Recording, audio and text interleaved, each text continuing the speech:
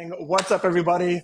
Welcome to now the very first episode of the 11-Minute Marketer, where we feature real business owners and the marketing ideas that actually work for them. I am Zach Gray, marketing and sales strategist and the founder of clearFRAME.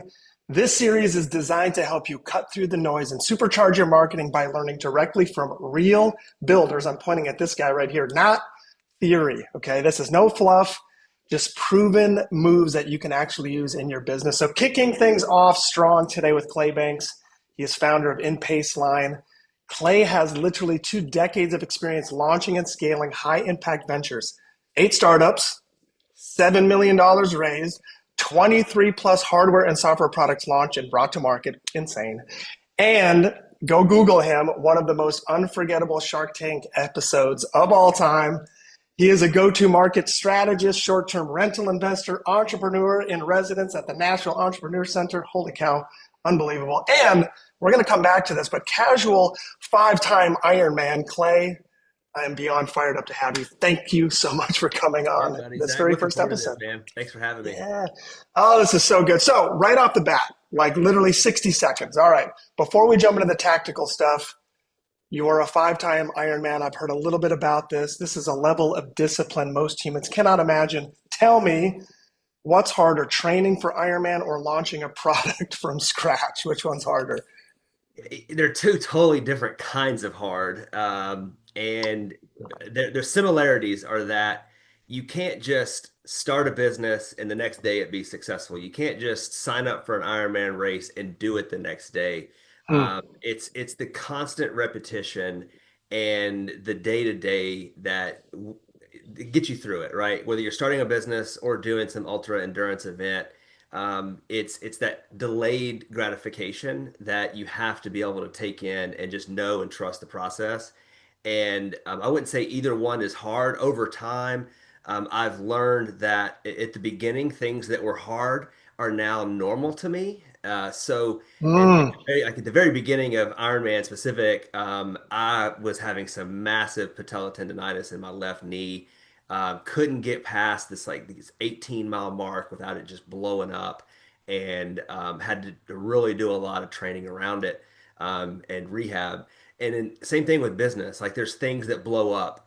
There's clients that tell you no. There's product launches that fail, and you just learn to get around them and work around them and stay true to the process. So it's really, you can't really say one's harder than the other, but they have a lot of similarities. Would you say if there's something that's taught you about either or, is it the disciplinary aspect? Like, has business taught you something about Ironman, or Ironman taught you something about business in general and what it takes? Yeah, this is an awesome question. I think that what Ironman or what endurance sports has taught me about business is the mental focus. When you're training for a race or you're in the race itself, you're really only thinking about the moment in which you're running, you're doing the swim, the bike, or the run, and like that exact task, that exact function. So you turn off all noise, and it's really just about putting one step or one pedal or one stroke in front of the other, and then you turn back and you look, go, oh, I just accomplished this distance. And in business, the more you eliminate distractions and focus on the thing that needs to be done, the better the work quality, the better the output is. And I think Ironman, specifically endurance sports, has taught me a whole nother level of focus. I mean, I could go into an entire conversation of Totally. just this idea of focus. You know, Dave Ramsey says focus intensity plus time equals momentum. Love that phrasing. It's like not just get focused on what do I want to do, but get laser focused on what's the thing that's actually going to move the needle, that 80-20. It's usually 20% of what we're doing produces 80% of the results. But I don't want to get sidetracked with this conversation. I want to stay focused on the 11-minute marketer. So let me jump into really tactical question number one. What is the most, and you've done a lot, so you have a truckload of experience, which I think is going to be very valuable for a lot of people listening that maybe have just gotten started. Maybe they've just built 1 or 2 things. What's the most effective marketing tactic you've ever used, and what kind of impact did it have? And how could somebody else adapt it or potentially use what you've done in marketing or strategy to make the thing that did move the needle the most? And maybe it's something you keep using over and over. Yeah, if I think about the tactic that's moved the most sales, the most volume, it is Facebook ads on Instagram and Facebook, and I've been doing it a long time, way before iOS 14 kind of changed the landscape. At one point, I think we were running close to $20,000 a day in ad spend. But I'm going to throw you a curve. Whew. I'm going to throw you a curveball here. You can't outpay a bad organic strategy. So no Ooh, matter good. if you are good at running Facebook ads and you do not have a good community, a good engaged audience, then your Facebook ads will never hit to the performance they need to hit. So I'm Mm. going to say organic, but at the end of the day, the paid ads is what really amplifies. And if you've got a really good organic strategy going, paid ads will just take it to the moon. Now, let me ask you this. I had a different follow-up question that I initially thought was good, and then when we get into the conversation, I think of a different one. When you run, this kind of money towards the offer then goes into what Donald Miller and I like to call the funnel, right? The pipeline, the process by which your ad is curiosity. You're saying, are you curious about what we're doing? Could this potentially help you solve your problem with this product or service or offer? When they come into that process, how much attention have you prior beforehand put into the step-by-step process that they come through to then become a committed customer? Yeah, totally. Whether we're sending traffic to a landing page or sometimes we send now traffic to my Amazon stores, we're trying to build confidence and we're trying to build social proof right out of the gate and to show that this problem solves an outcome, and I focused on outcomes and not features and benefits. So, Hmm. for example, if I were to sell you this Garmin watch, or if I were promoting ads the Garmin watch, I'm not going to lead with the GPS, the long battery life, the Hmm. large space screen, the features and the benefits. You hear me? I'm going to Yep. lead with crossing that Ironman finish line and the transformation that this watch helped me get there, right? Yes. That transformation piece. So we try to lead with the outcome in our funnel and to show that the audience or the target consumer or whoever we're targeting can see themselves getting that outcome, right? Hmm. Like this transformation, we call it transformation from being lost to found, from being sick to healthy, from being hungry to fed, whatever the transformation is, that's what they want. They want that transformation. So we hit it right out of the gate, oftentimes in the ad itself. And then as soon as they get to the site or the landing page or wherever we're putting them, we're trying to reinforce that outcome or that transformation, basically. I think that's a really powerful statement you just made about leading with outcome. If we flip that to somebody else who I'm a huge fan of, you think of a local guy here in Nashville who's, immensely successful, Dave Ramsey. When he started his first financial business that was a success, he led with financial peace because everybody feels the opposite of peace. They don't feel peace in their finances. So he led with financial peace and these baby steps to get there, how easy it is to get there. It's not easy to get to financial peace at all, but it's the brilliance of that marketing by leading with the end result. What do you want? You want peace in your finances. I'm in. Like, I want to lean into that idea. I'm really curious about that. Yeah, totally. Businesses that lead with features and benefits often they think and this is what the way that I've learned over time. Like with specifically with an audience with Haven Lock when we were starting Haven, we thought that our target demographic were males, first-time home buyers, and tech gadget kind of guys. Hmm. And we led with tech features. We led with the ability to share and receive digital keys. We led with long battery life. We led with Bluetooth and connectivity to your Alexa or your Google Nest or your mobile phone, and that was how we positioned the product. And it never worked as good. And then we flipped. We went targeted females because about safety and security and peace of mind and protecting the right. They wanted safety and security. um, the features and benefits were just icing on the cake. And Hmm. yeah, okay, great. Those are nice to have, but at the end of the day, they wanted a product that made them feel safe in their homes. So when we got really good, especially kind of coming in and out of right out of COVID, we really transformed our ad buying strategy and our marketing strategy to lead with this outcome-based marketing first, and that's where we saw a massive uptick. Yeah, I mean, I think something that people can take away as well as another like powerful takeaway from what Clay is saying here. So if you think of Donald Miller's story brand, he says problem, solution, result. And you need to hear that within 5 seconds, meaning what's the problem I have? How do you solve it? And what's the outcome? What's the benefit? How is it going to make my life better? And typically it's an internal or philosophical solution. It's not just an external solution. So that's amazing. All right, let's jump to question number two. This is so good. So let's flip this on its head. Tell me, what is the biggest marketing mistake? I know we've talked a little bit about that already, but what's the biggest marketing mistake you've made or seen in one of your launches? And then what did that teach you? And obviously, we talked a little bit about focusing on features, but maybe give us something else if something pops in your mind. Man, I've made a lot of mistakes. I could rattle these off for a day. Just give me one. One of the biggest mistakes that we made was it took us a long time to manufacture the Haven Lock product, just to do the complexity of what it entailed. And as soon as we got it ready, we immediately started putting it into channels, and one of those channels was Amazon. And we had not yet perfected the mailing of the lock from one place to the other, and like where a delivery guy would put it on the doorstep. So what we Hmm. were having were all these bad reviews because the product was getting damaged in shipping. The product wasn't bad. It wasn't not working. But the reviews were tanking because it was showing up broken.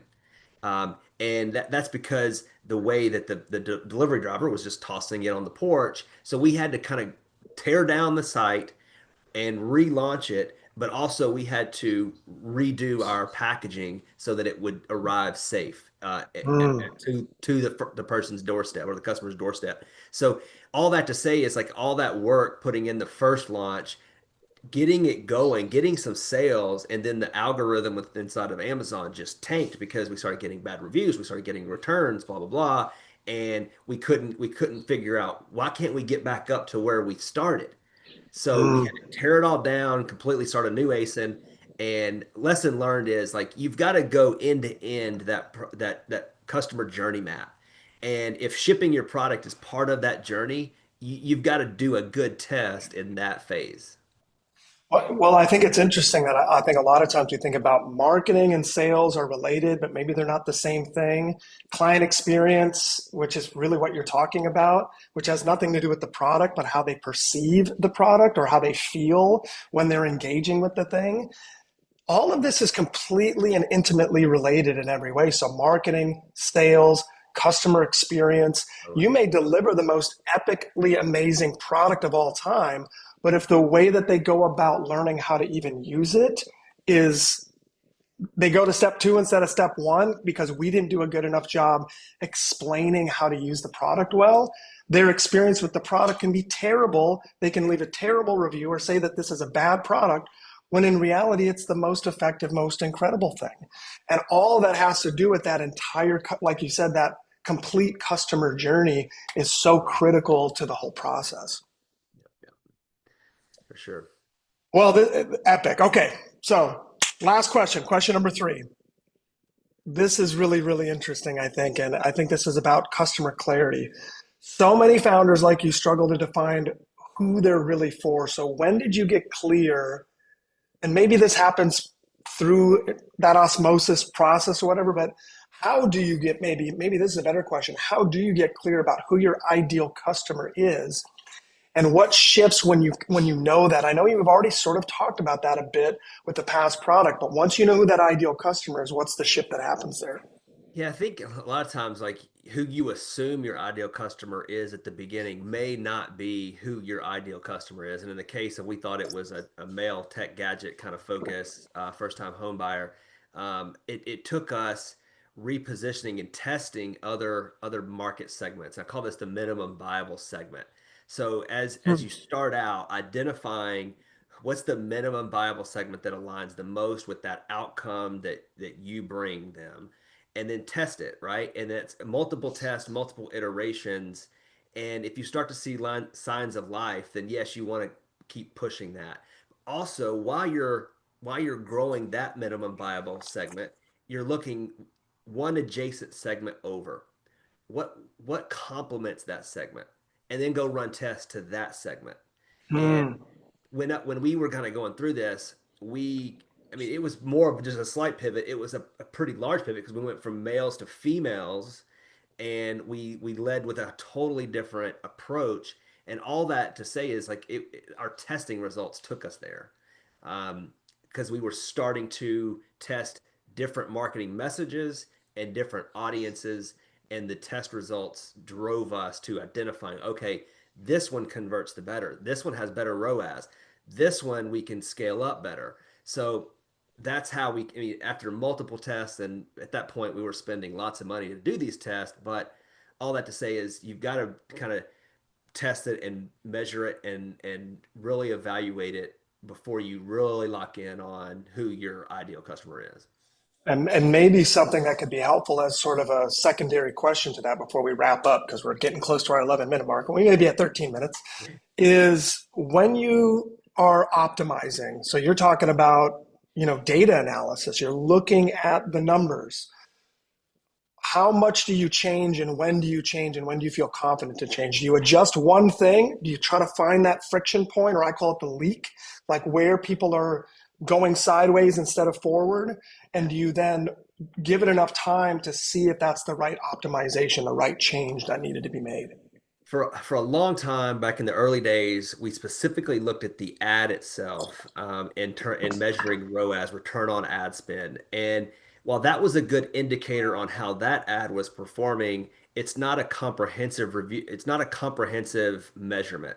So now I tend to look at marketing efficiency ratio and advertising to sales ratio on an omni-channel blend. So I know that when I run a Facebook ad, somebody might come out of Facebook and go over to Amazon to see what the reviews are, and they might purchase on Amazon. So I've got to look at all my channels.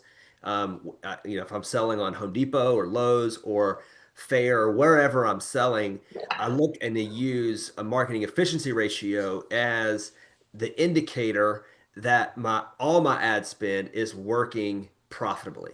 Okay, so lesson learned on that is like you can't just look at the ad, but you got to look at the holistic picture, but the ad itself can help you guide on making better ads. So we use kind of all the metrics at our disposal that we can look at, ultimately getting up to a more efficient marketing efficiency ratio.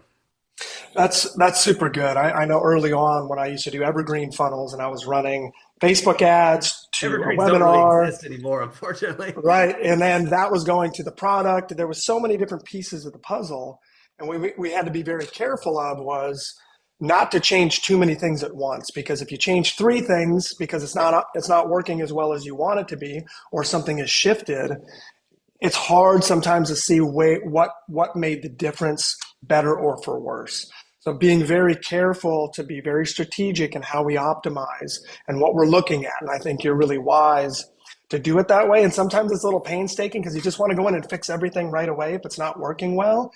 And then it gets way worse, but you don't really know what made the change or what made it positive or negative. So being very careful not to over optimize or over change things early. Do you think that's a sort of a wise strategy? Yeah, a lot of it, you start out with going with your gut. What is my customer discovery that you've done? Where is it telling me I need to go, right? And all of it kind of goes back to customer discovery. And there's a ton of questions that I go through with founders in my own business on doing this, but they will guide you on how to communicate to them. They will guide you on where they hang out and where they consume content. So the more customer discovery you do, as your customer base grows, the more data you get on that customer discovery, and Mm, it starts to narrow it down. It starts to get you get more focused. And mm. going back to Iron Man, that doesn't happen day one. That happens the third year. That happens the fourth year of your business. And don't Right. expect it that first day because you haven't had the ability to build up that customer base yet to ask them the right questions and get enough data to give you a better direction. Well, I think another powerful lesson learned there is that customers, paying customers specifically, are the authority on your product because they purchased it and they will tell you if you learn how to ask them well Yep. where they got hung up. So, Clay, this is an epic start to this series. Love it, Thanks so man. much for dropping in, giving me your insights. You're very generous with your wins and your lessons. If you guys want to follow Clay or learn more about what he's doing at InPaceline or through the Nashville Entrepreneur Center, I will drop some links. They'll be all over wherever this is posted. And if you're watching this and want help with your marketing, to get marketing that actually works, you can grab my free leak finder blueprint at clearFRAME. I'll have a link to that as well. Or you can book a strategy call with me. This has been the 11-minute marketer, real people, real tactics, real results. And we will see you guys next time. Thanks so much, Clay. Love it, Zach. Thanks for having me, man. You bet.